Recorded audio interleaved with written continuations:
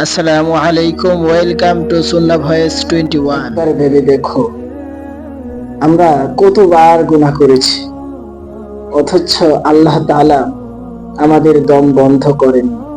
আমরা ভুল করেছি দিনের পর দিন, অথচ আল্লাহ তাআলা আমাদের রিজিক বন্ধ করেন। কারণ তিনি আমাদের সময় দিয়েছেন।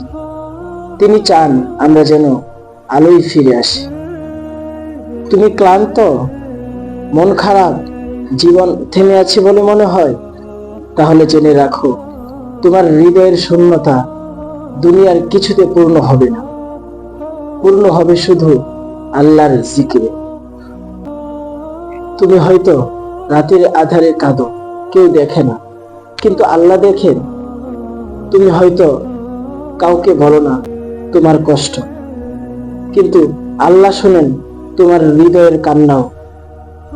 তুমি এখনো যদি আলোয় ফিরে আসো, আল্লাহ তোমাকে দূরে ঠেলে দিবেন না, বরং তিনি বলবেন, তুমি যদি আমার পথে এক কদম আগাও, আমি তোমার দিকে 10 কদম এগিয়ে আসি।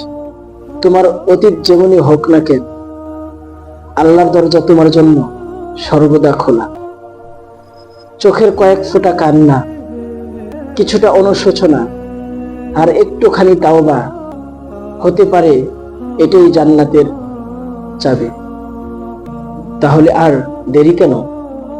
আজ রাতেই হাত তুলে বলো, হে আল্লাহ, আমি ফিরে এসেছি, তুমি আমাকে মাফ করে দাও।